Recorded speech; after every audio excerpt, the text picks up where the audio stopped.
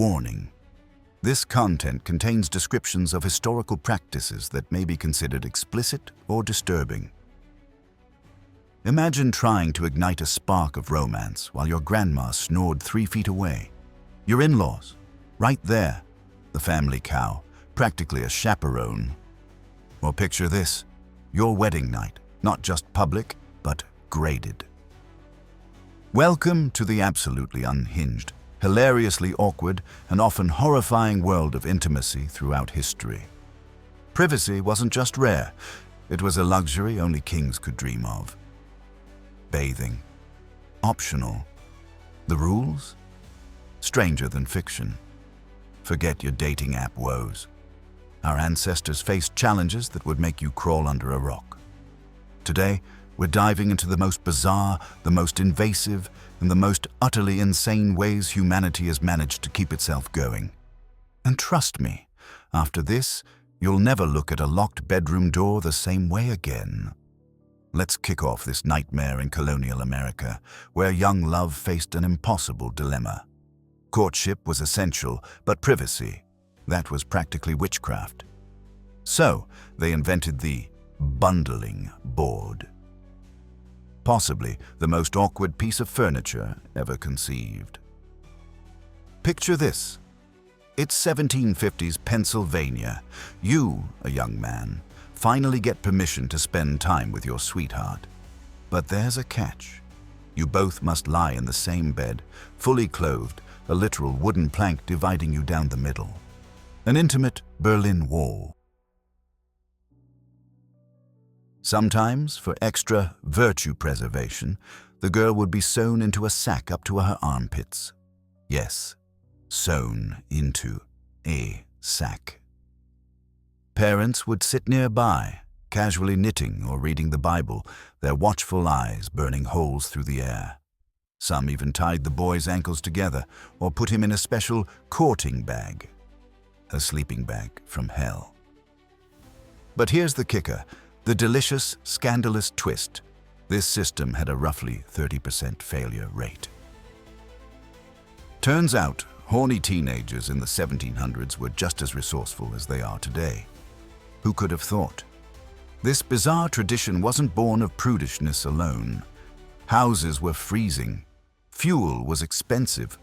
Families couldn't afford to heat multiple rooms, so couples shared body heat under heavy quilts, the blessed board between them.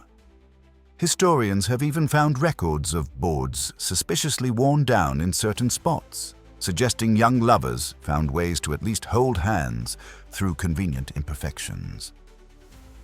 In Wales, they had an even stranger ritual: Caru wen wely, or loving in bed. With full parental permission, the boy would climb through the girl's window at night and spend hours talking to her while she remained wrapped like a human burrito. His test? Could he climb in silently? Could he keep his hands to himself all night? If so, he was worthy. A Welsh diarist from 1798 even recounted his future father-in-law helping him with the ladder, then shouting helpful advice from below. Remember, boy, no touching, but do compliment her needlework. The Dutch in New York took bundling to another level of excruciating awkwardness with the tanquing tradition. Not only was there a board, but the girl's mother would sit at the foot of the bed, knitting, occasionally clearing her throat if giggles got too loud. One Dutch immigrant wrote home in 1680, "The customs here are most peculiar. I spent 6 hours discussing cheese-making with my beloved Greta while her mother watched us like a hawk. My legs were bound, and Greta was wrapped like a large sausage." Romance in the New World is different. If you thought bundling boards were weird, buckle up for ancient Rome, where subtlety was apparently illegal. Every March, Romans unleashed Sacra Lupercalia, a fertility festival that makes modern Vegas look like a church picnic. Imagine this insanity. Young men stripped naked, sacrificed a goat, then made whips from its skin. Still naked, covered in sacrificial goat blood, they'd run through the streets, whipping any woman who wanted to get pregnant. and women lined up for this. They'd literally hold out their hands, believing the bloody lash would make them fertile. But wait, it gets better. Roman wedding nights were a public affair. The bride was escorted to the bedroom by a parade of guests singing songs so obscene they'd make a sailor blush. We have surviving lyrics that would scorch your ears. The guests would then stand outside the bedroom, banging pots and pans, shouting advice and dirty jokes while the couple tried to consummate. One Roman writer penned a wedding song, including the line, "Boy, give nuts to the children. Your days of playing with nuts are over. Now you must play with something else." This was considered appropriate. The Romans also had fescennine verses, essentially ancient rap battles about genitals performed at weddings. Professional poets were hired to create the most creatively obscene rhymes about the bride and groom's upcoming activities. The raunchier, the better the marriage was, supposedly. We have surviving examples describing what the groom should do with various vegetables. I'm not making this up. There's an entire verse about turnips that archaeologists still blush when translating. Then came Floralia, dedicated to the goddess Flora. Prostitutes performed naked in theaters, the audience throwing lupins and beans, supposedly boosting fertility. Regular citizens wore flower crowns and nothing else, dancing through the streets in what one Christian writer later described as a most shameful display of human rutting that would make dogs blush. The festival lasted 6 days. By the end, Rome was a giant, flower-covered orgy. Emperor Augustus tried to rein it in, but the people nearly rioted. He gave up and just moved his mother out of the city for the week. But perhaps the most insane Roman bedroom custom was the pronuba tradition. This was an older, married woman who would literally guide the bride's hand to touch the groom's genitals for the first time in front of witnesses, to ensure she knew what she was dealing with. The pronuba would then give detailed instructions, sometimes with helpful hand gestures and occasionally with carved wooden visual aids. One Roman bride, Julia Felix, left graffiti in Pompeii, complaining that her pronuba brought a disturbingly realistic wooden model and spent 2 hours explaining techniques while her new husband stood there, turning various shades of purple. Now let's talk about the Middle Ages, where the Catholic Church had very specific opinions about bedroom activities. Enter the chemise cagoule, possibly the least sexy garment ever invented. Imagine a massive tent-like nightgown with one strategically placed hole. That was it. Couples wore these to cover everything except the absolute minimum necessary for procreation. The church recommended it, believing that seeing your spouse naked would lead to excessive lust, a sin even within marriage. But here's where it goes utterly bonkers. The church had an official calendar of when you could and couldn't be intimate. Not Sundays, not Wednesdays or Fridays, fasting days. Not during Lent, 40 days, not Advent, 4 weeks, not Pentecost, not feast days, not when the woman was menstruating, pregnant, or nursing. Do the math. That left about 44 days a year, when it was technically okay, and even then, it had to be in the dark, missionary position only, without enjoying it. Too much. One priest actually suggested couples recite prayers during the act to avoid sinful pleasure. Medieval penitentials, basically sin price lists, had incredibly specific punishments for every bedroom variation. Woman on top, 3 years of fasting on bread and water. From behind, also 3 years. Standing up, 7 years. Because apparently, gravity offended God. One monk, Brother Gerald, spent his life creating a 200-page manual detailing every possible position and its corresponding punishment. The manuscript still exists in the Vatican's secret archives, Scholars who've read it say it's accidentally the most comprehensive medieval sex manual ever written. The church was so obsessed they created special furniture to prevent sin. The pie, procreation, bedweise, had a board with a hole that could be locked in place, ensuring only the approved position. Monasteries even manufactured these beds as income. A surviving receipt from 1287 shows the Abbey of Cluny selling 47 virtue preservation beds to the Duke of Burgundy for his daughter's dowries. They came with Latin instruction manuals on maintaining proper Christian modesty. But the absolute peak of medieval bedroom insanity was holy supervision. Some devout couples would invite a priest to sit in their bedroom and read scripture aloud during intimacy, just to ensure they didn't enjoy it too much. Saint Francesca of Rome allegedly had her confessor sit behind a screen in her bedroom for the first year of marriage, coughing loudly if he suspected excessive enthusiasm. Her husband, Lorenzo, later wrote that the experience was most effective in suppressing carnal desires, as nothing diminishes ardor quite like Father Antonio reading Leviticus in his nasal voice while one attempts to produce an air. Speaking of weird rules, let's visit ancient Egypt, where things get genuinely bizarre. Egyptians associated lettuce with sexual prowess. Why? Because when you break a lettuce stem, it releases a milky substance. And ancient Egyptians thought, well, you can imagine. The god Min, deity of fertility, was always depicted with a massive erection and surrounded by lettuce plants. Pharaohs would publicly eat entire heads of lettuce before visiting their wives to demonstrate their virility. But the real insanity was Egyptian birth control. One method involved crocodile dung.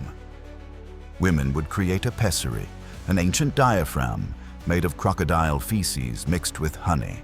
The idea, the dung's alkaline nature would kill sperm. Spoiler alert, it didn't work, and probably led to some very unfortunate infections. Even weirder, Egyptian men sometimes used a linen condom soaked in onion juice, because nothing says romance like the aroma of onions and the constant fear of crocodiles. The Egyptians took their fertility rituals to absolutely bonkers levels. During the festival of Min, the pharaoh would publicly masturbate into the Nile River to ensure the annual flood would be fertile. This wasn't symbolic. The pharaoh would literally stand on a platform in front of thousands, ensuring Egypt's prosperity. The crowd would cheer, throwing lettuce leaves. Pharaoh Ramesses II reportedly performed this ritual over 60 times. Priests even measured his output to predict the harvest. One papyrus records that in his 47th year, the measurement was disappointing, forcing them to import grain from Nubia. Egyptian nobility had conception rooms, painted with explicit scenes designed to inspire fertility. The insane part? They believed the images you looked at during conception would influence your child's appearance. One couple spent their wedding night in a room covered with images of the god Thoth, hoping for an intelligent child. When the baby was born with a large nose, they blamed accidentally glancing at an ibis painting at the crucial moment. Archaeologists have found conception rooms with everything from acrobatic positions to scenes involving sacred crocodiles, hopefully just for spiritual inspiration. The Egyptians also believed certain positions could determine a baby's gender. Right side for a boy, left for a girl. Standing up meant twins. One medical papyrus recommends that if you want a boy, the woman should drink a mixture of honey, dates, and the dried penis of a bull ground into powder. For a girl, mouse droppings mixed with beer. The same text helpfully notes that if she vomits after drinking either, she's already pregnant. No kidding, drinking mouse poop beer would make anyone vomit. Ancient Greece gave us democracy, philosophy, and some truly bizarre bedroom customs. Let's start with the Spartan wedding night. Brides had their heads completely shaved, dressed in men's clothing and left alone in a dark room. Their husband would sneak in like a thief, quickly do the deed, then immediately return to the barracks to sleep with his fellow soldiers. This could go on for years. Some couples had multiple children before the husband ever saw his wife in daylight or women's clothing. But here's the absolutely insane part. In Athens, the gymnasiums where men exercised naked, covered in olive oil, were also social clubs. Men discussed philosophy, politics, and often engaged in romantic relationships, all while their wives stayed home, often forming relationships with each other since they rarely saw their husbands. The Greeks even had a specific position called intercrural sex, between the thighs, considered more socially acceptable because it avoided certain taboos. Diagrams survive on pottery. Imagine being an archaeologist, and your big find is essentially ancient Greek instructional pornography. The Spartans had an even weirder practice: wife sharing, or polyandria. If an older man had a young wife, he was expected to invite a younger, stronger man to sleep with her to produce better offspring. The old husband would literally interview candidates like a job application. Tell me about your battlefield experience and your family's history of tall children. One Spartan king, Ariston, even borrowed his best friend's wife, the most beautiful woman in Sparta. When she had a baby, both men claimed paternity, settling it with a wrestling match. The friend won, but they continued sharing her anyway because, as Ariston put it, Sparta needs strong children more than I need exclusive bedroom rights.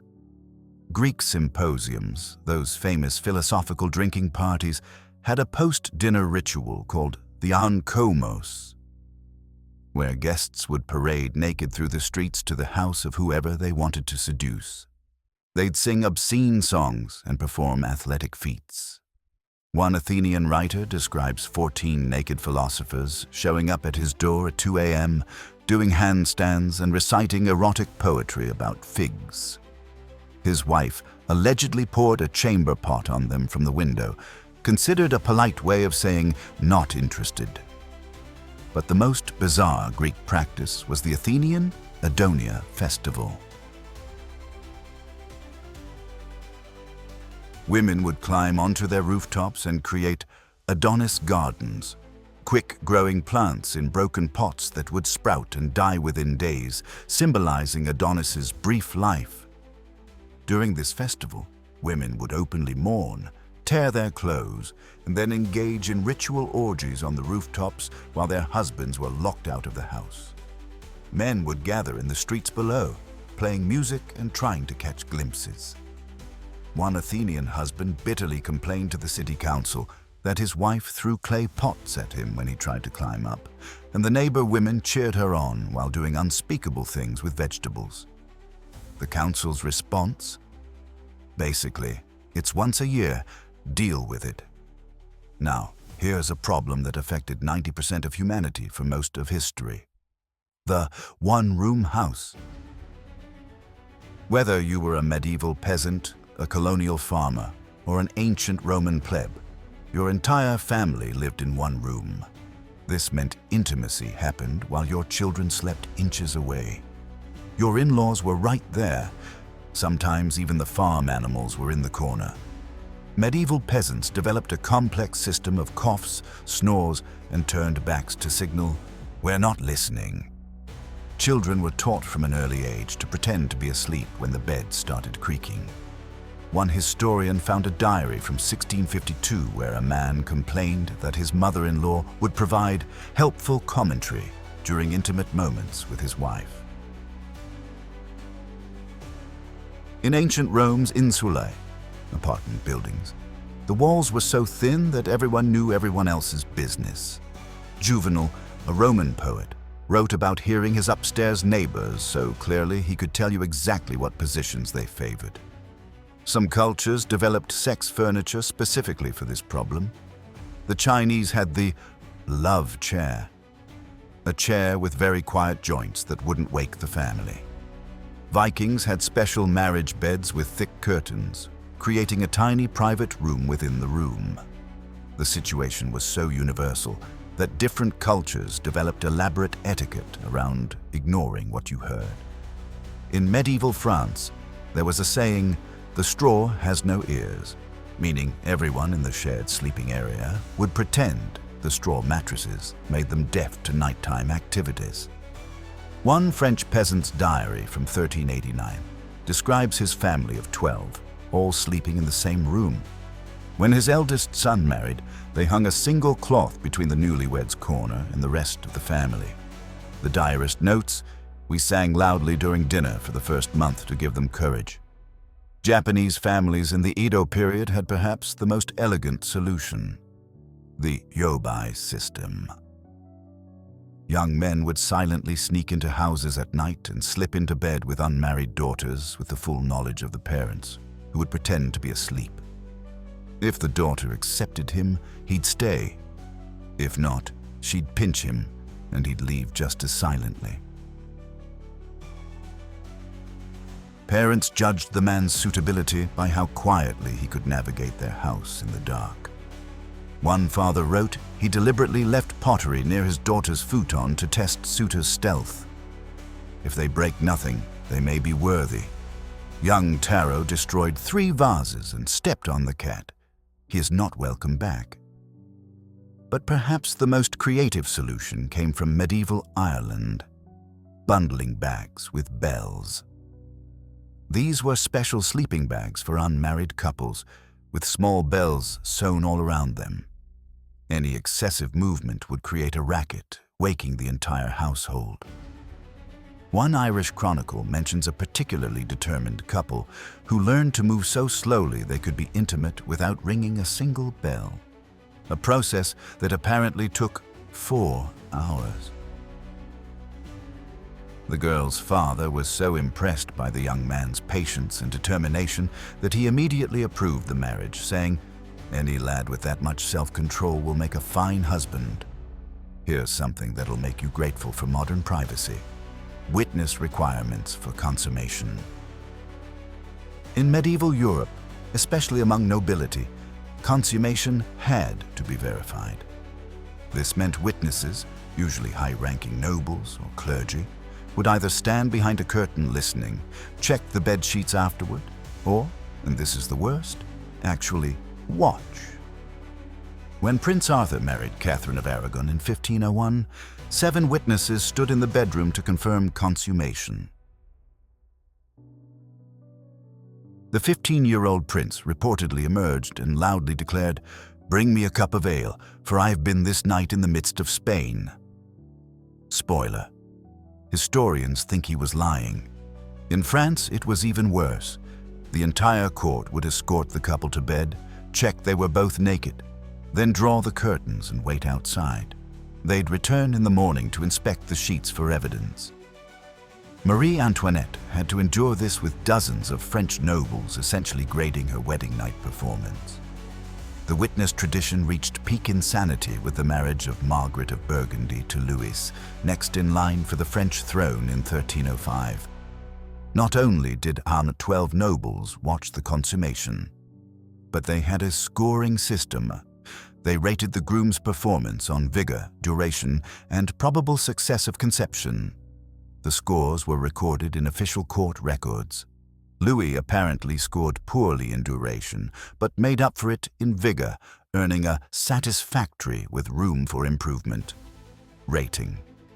The document still exists in the French National Archives, complete with helpful suggestions from the Duke of Orleans about pacing. In some cases, when the groom was too young or too nervous, they had professional assistance. When Charles II of Spain married Marie-Louise of Orleans, he was so sickly and inexperienced that the court physician used puppets to explain the process.